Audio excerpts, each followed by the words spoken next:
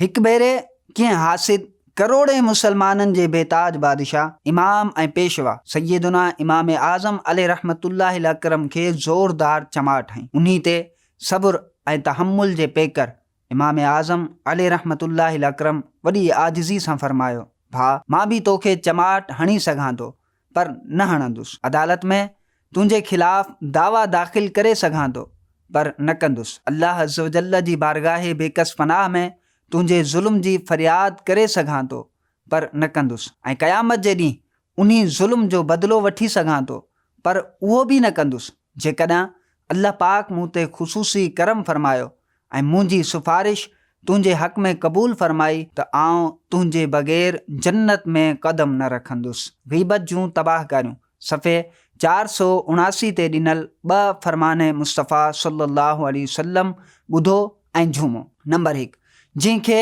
उहो पसंदि हुजे त उन जे लाइ जन्नत में महल बणायो वञे ऐं उन जा दर्जा बुलंद कया वञनि त उनखे घुरिजे जेको उन ते ज़ुल्म करे उहो उनखे मुआफ़ करे ऐं जेको उनखे महरूम करे त हू उनखे अता करे ऐं जेको उन सां क़ते ताल्लुक़ करे त उहो उन सां रिश्तो जोड़े।